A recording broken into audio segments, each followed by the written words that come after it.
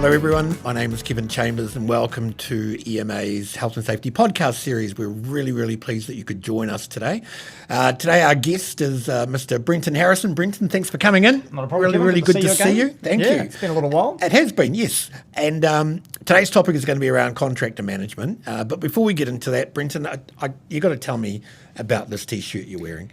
I mean, I've heard of the Circus of Safety. No issues. Kevin, I probably should have cleared this with you first, right. Just realising that you've invited me onto a podcast. Right. And this is a podcast.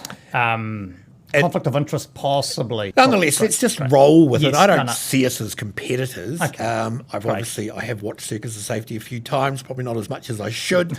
Very entertaining. How did it come about? Great question. So, some of your listeners might know, I know you're familiar with Andrew Evans. Yes. Andrew and I have known each other Andy have known each other for a very long time. In fact, we knew each other before the world of safety. Right. And ironically, circled back around and back into the world of safety, and we ended up in the same place at the same time, and the connection grew from there. And he then introduced me he's like, oh, you got to meet this guy, Desai. Yep. And so I ended up meeting up with Desai Link. Des and I get along really well and had an industry in common. And so then we started ranting, and then the three of us started ranting together. Right. Now, you know what they say, it takes, there's a video about a movement, right? And so we're like, mate, maybe we've got. And so one day I said, you know what, let's just record this. Okay.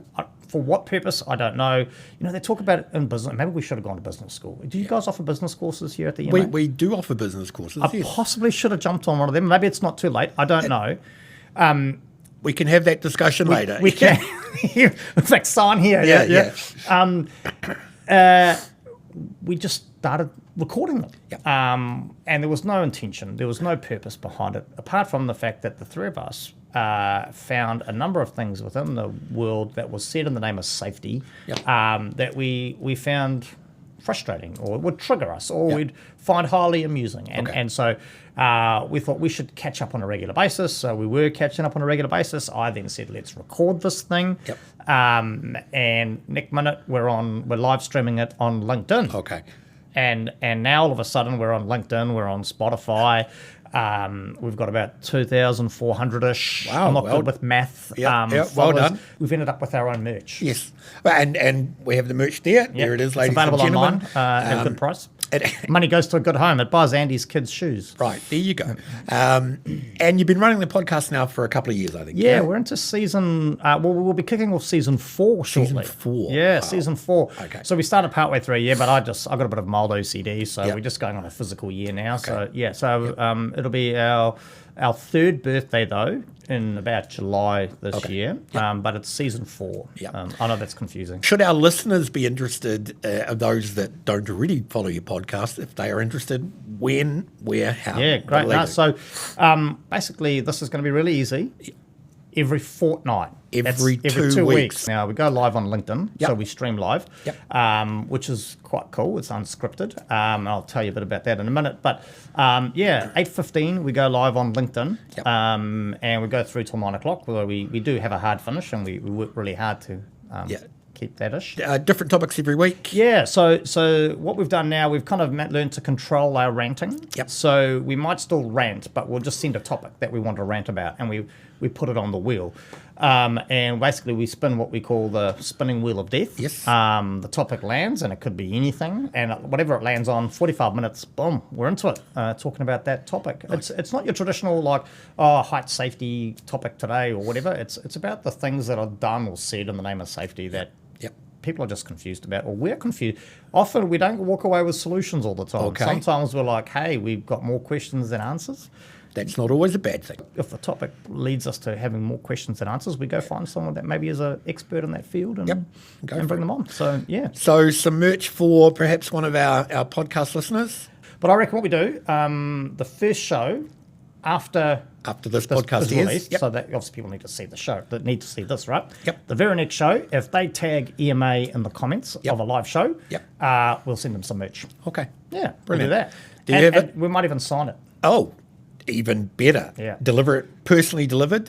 Depends where in the country they are and who's paying for the travel. Right, there you go. Thank you for that. Also really glad to find out who you are, the CNO safety person. But let's talk about safety. Today, our topic is contractor management. So if someone broaches, contractor management, Brenton, what's your first reaction? You find me in a corner, rocking myself, sucking on my thumb, in tears. Okay, and that's because we do it so poorly, or because I believe so. Yep. Yeah. I everyone talks a big game. Yep. I think. But there might be people out there. It'd be really great to hear from people out there that do contractor management really well.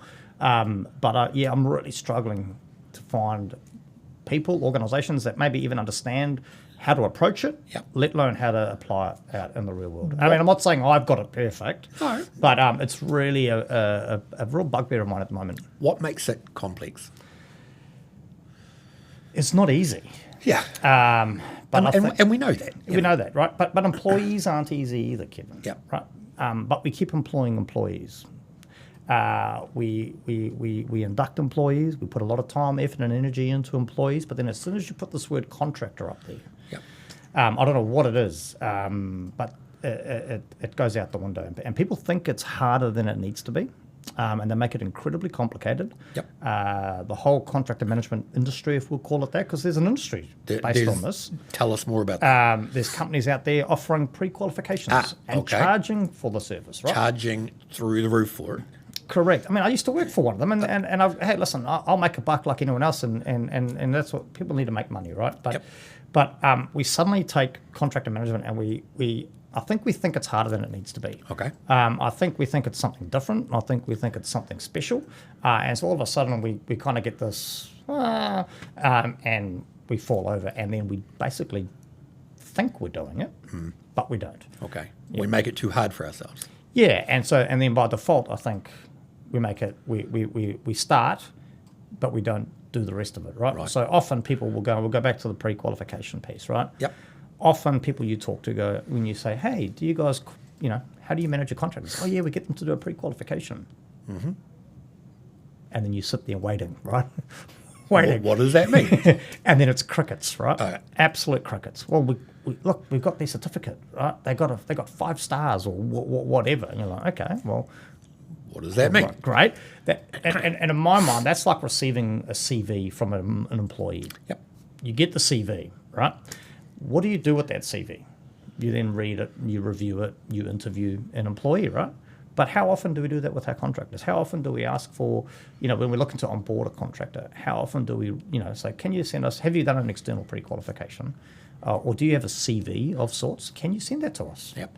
And how often do we review that CV of a contractor? We don't, right? They've got it, box tick, move on. The only challenge that I then want to put out there is I don't know many organisations that then move on. Right. What would moving on look like?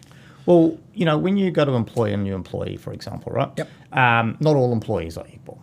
You might be, depending on the role you're applying for, or the individual you're employing, their skill level might be different to what maybe you needed, or you might be employing an apprentice versus, say, a senior executive, right? How we manage those different people is important. If we're employing an apprentice, for example, or a graduate or a new person, what do we do with them? Well, we wrap around them, right? We should be putting more support in behind those people. We'll put, we might talk to them about their career aspirations and what do they want to do, and we then put that support in around them. We'll have performance development. Correct. But if we're engaging a contract company that's maybe just started, are we having those same but different conversations? So, Mr. or Mrs. Contractor, you've only been established for the last 12 months. What are you doing to grow your business? What are you doing to secure your business? What are you doing, how are you doing it? Because again, all too often businesses will grow too quickly, and we all know those sad stories. They grow, they explode, they liquidate, right? Yep. And so we don't do that, right? If we decide that we want to bring in, and just because maybe they've got a bad, because again, you look at employees, and not all employees are academics. Mm-hmm. I'm not an academic, right? I didn't finish what was back in the day, year 13, right, or whatever it was back when we 7th form, right? 7th form it would have been, yep. Bursary. Thank you. Yeah. You're welcome. Now, just because I'm not academic doesn't mean I'm not the right candidate, right? No. But clearly I've got a skill set in certain areas, maybe not other areas. So I've been very grateful that my employers have accommodated where I've got strengths and where I don't. But how often do we have that conversation with the contractor? So we look at their external pre-qualification. which will point out the positives. Yep. It'll point out the areas against an industry standard that they need to improve.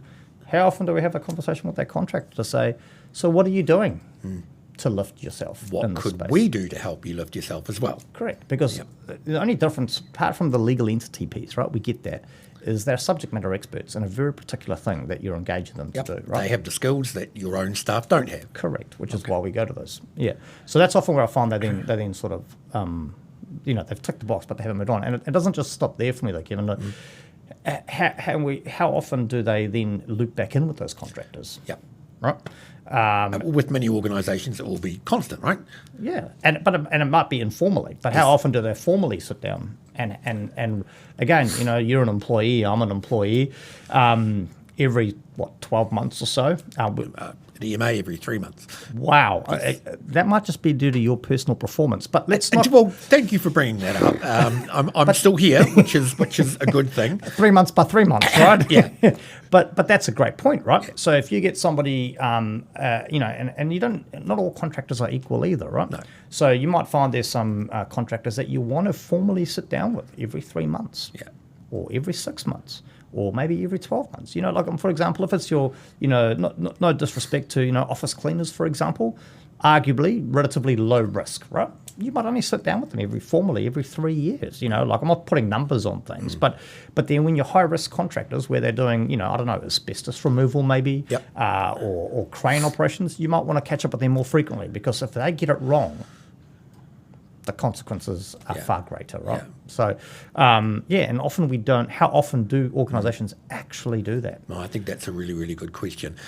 Organisations also will have contractors that they see regularly, and maybe some other contractors that come in once every handful of years, right? Yep. And so the level of contact, the level of connection, the sitting down, as you say, and having a look at the goods and the not so goods will be totally different.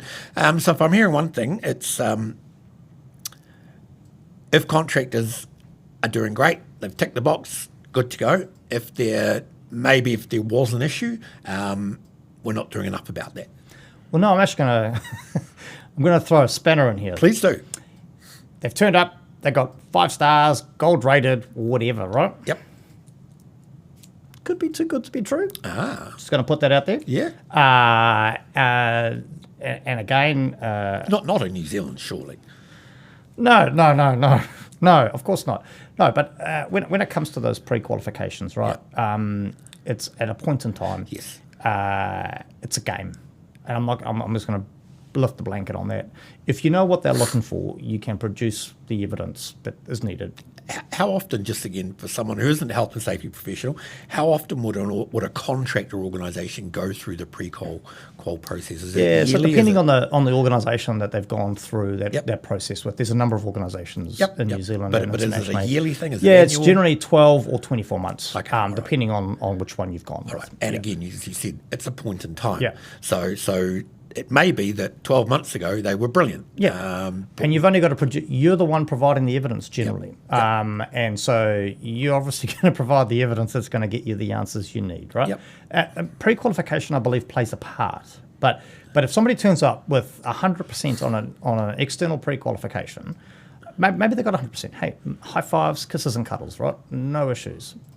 But don't just assume that that's what's happened. Yeah. So if they get that, how are you validating that? Have you gone out and reached out to some of their clients? Have you asked, again, when you're employing, you get an employee, right? You get a reference. You get the CV, you go, this is too good to be true. Yeah. Regardless of whether it's too good to be true or not so sure, you still get their references, you make those phone calls, you do your background check. Why don't we do that with contractors? Well, why don't we? I don't know. It's not that hard, right? Is it because of the cost involved? Possible, but we put that same cost and effort and time and energy into our employees. Now, I'm going to put something else out there, Kevin. Please do. Often, we engage contractors to perform higher risk work than we do our own employees. Okay, and that's because the contractor is a subject matter expert in that. 100%. Okay. Asbestos removals, as an example. We don't often let our employees walk in and start removing asbestos, right? Working on cranes. Yep. Correct. Same again. So we engage a specialist contractor, and often it involves really high risk work. And that's why we often engage them, because we don't have the time, energy, or resource in our own organisations to maintain that level of expertise that you need, right? Of competence. Some organisations do, but not all. Yep. we put a lot more time, effort, and energy into managing our employees than we do our contractors. Despite the fact that the contractor is often doing more higher risk work. Correct. Okay. Most organisations, a lot of organisations, especially large organisations, have an entire department dedicated to Contractor management. no, HR. Oh, okay. Yeah. How many organisations have departments dedicated to contractor management, or even an individual dedicated to contractor management? Yeah, that's a question I don't have the answer to. No. I suspect you've got a fair idea. I would say not many. Yep. Right. And a number of organisations talk about, oh yeah, we do contractor management, and you say, well, cool. What do you do, right? And they produce. We pre-qualify our contractors. Yeah. And you sit there waiting for the next part. And that's not, just checking pre-qualifications or just checking insurances isn't contractor management. It's a good first step. We forgot about the management word. Right. We should remember, and maybe you do, I don't know, do you do management courses We here? do management courses here, yep. Okay, not that I'm trying to plug, but maybe we should look at the word management rather than focus on that word contractor, right? Yep. We're managing our contractors, and managing is a full cycle. Yes. Right? Just like our employees, we manage them from the time before we employ them. We onboard our employees, we check in with them on a regular basis, and then there's that. And then the question is, what are we reviewing them when we do sit? If we do sit down with them, what are we reviewing with them? What would you say we should be reviewing? Well, again, it depends on the risk that they present, right? And the work that they're doing, yeah. Yeah, but if you have all this fancy health and safety software and you've got all this data, are you using that data to review their performance and have conversations with them about it? And if the data that you're using is showing great performance, fantastic, great. Well, have you validated that yourself? Yeah. How do we know if it's your data? Great. If it's external pre-qualification? Again, I challenge. How are you validating that it's not somebody that knows how to understands how to answer the questions? Mm-hmm. If the data is not great, my challenge back to you is, what do you do with it? Why not? Yeah, well, why not? And then what are we doing about it with that contract? Again, I get the law's different, but we can't, if an employee turns up to their annual review and hasn't been performing, we don't just let them go, right? The intent is that we work with them, right? We put on a development plan. Why don't we do that for our underperforming contractors? I don't have the answer to that. I wonder if it's cost. But that's not a good enough excuse, right? That's where we start balancing that cost versus risk, right? Yes. We put a lot of or are people more concerned about the legal risk with employees than they are about the physical risk with contractors and the reputational risk with contractors? And that's a challenge that I put out to people is again, there are different laws from a legality point of view, and I get that, and the employment law doesn't apply to contractors, and but the principles, and that's what I guess that's the frustrating part for me, Kevin, is we've got an entire industry built on employee management. We've got the systems, we've got the tools there. Why can't we bring them across into contractor management? Why is it so different? Contractors do, of course, provide their own challenges. 100%. I don't mean in and of a particular contractor, but sometimes a contractor is brought in at short notice. Should that make a difference to how we manage their induction? Well, I would say so. So if you don't know the contractor, or I don't want to say bypass your own systems or processes, because obviously your systems or processes would have allowed for the fact from time to time you might need to bring in, but maybe you increase your level of supervision. Again, you've called them in to provide a very specialist service. Now, it doesn't mean that your employees need to know what they're doing, but your employees can still provide support and can still, again, managers, right? I'm in a management role currently. Congratulations. Thank you. Thank you. It took a while. How did that happen? I'm still asking. Someone who didn't finish high school. I think I missed the meeting, Kevin, to be fair. Right. And they were desperate. But got me off track here. That's okay. You were talking about a contractor that's been quite urgently, quickly brought in. Yeah, quickly brought in, right. and it's the same, you just got to wrap up and support them, right? So our employees know what our systems and processes are, right? Our employees know what people need to be doing. So you would just, lift that level of supervision on that high risk task, right? And if you've embedded health and safety into the way we do things, your staff should be curious. They should be asking their contractor questions. They should be saying, how do we do this? How do we, because that always happens from time to time, right? And that's why I also want to challenge people. The way contracting works and the way construction in particular works is it's feast or famine. right? So when it's feast, there's heaps of work out there. You can't get a contractor for love and money. And so often you're grabbing the bottom of the barrel. Work's coming in. There's more work than there is people available. So you are grabbing those lower level contractors. But they're often performing the highest risk work on your sites or in your areas. You can manage. How are you managing that? Or are you just literally, as most, turning a blind eye and just hoping that they make it? You wouldn't do that with an employee. No. So why are we doing that with a contract? There's also times, where employees are brought in quickly, maybe not bypassed, but the recruitment process is sped up. It's very fast, yep. But again, there's mechanisms to allow that to happen, right? There's more, maybe more people get involved. Maybe the reference checks go to 4 instead of 2, or vice versa, right? And so there's ways to manage that, and it's not about it can't happen, because that's not the real world, right? No. So how do we best do that? Okay. So what I'm hearing from you, and this is really good stuff, thank you, is more, better, more often. Yep. So more wraparound, more supervision when and if required, more conversations with the contractors, digging deeper, not just looking at the pre-qual. Pre-qual is a great first step, if you will, but dig even deeper. Have have more regular conversations. Again, can't put a time frame on it, because every contract is different. Based on the risk. Complement what's going well, but support when things aren't going well. And definitely don't just have your eyes closed. Correct. 100%. And because if you do, my challenge is to you: why bother having your processes in place? Right. You're better off just saying you don't do it. Don't kid yourself. Are we getting better at it? No. Are we getting worse at it? No. Does it vary according to the economic cycle? No. I just thought I'd see how many times I could say no. No, again, Kevin, I think the challenge is we're confused. I don't think anyone's landed on, and I'm not sitting here professing to have all the answers. In fact, I've probably got more questions still than I do answers, and I know it's hard, and I know it's difficult. But if you're relying on contractors to perform a big chunk of your work, you really need to make sure that you prioritise it correctly. But again, I think everyone's got a different opinion on how to manage contractors. There's still this fallacy out there that you can hold contractors at arm's length. You can be prosecuted under the law. If you're worried about legal prosecution, you can be prosecuted for killing a contractor just the same as you can be prosecuted for killing an employee, right? And at the end of the day, regardless whether they're a contractor or an employee, you've killed somebody. Do you want to live with that? Oh, you know what, Kev? I killed somebody last week. It's all good, mate. They were a contractor. That's not how the conversation goes in the pub, right? No. It's I killed somebody. So why are we doing it differently? Yes, it's cost. Yes, it's complicated, but we do it for our employees.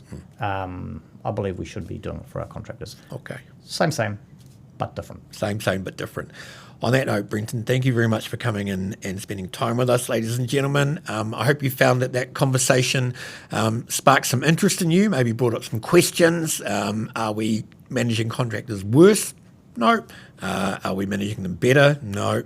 Is there still lots to do? Yes, there is. And don't forget, when the next Circus of Safety podcast airs after this podcast is aired, as Brenton said, simply in the comments, in LinkedIn, in the comments, just go #EMA and you will get some Circus of Safety merch. Maybe not hand-delivered to you, but certainly sent to you. We thank you very much for joining us today. We hope that you got a lot out of it, and we look forward to seeing you the next time. Signing off now, my name is Kevin Chambers. Stay safe out there. Bye-bye.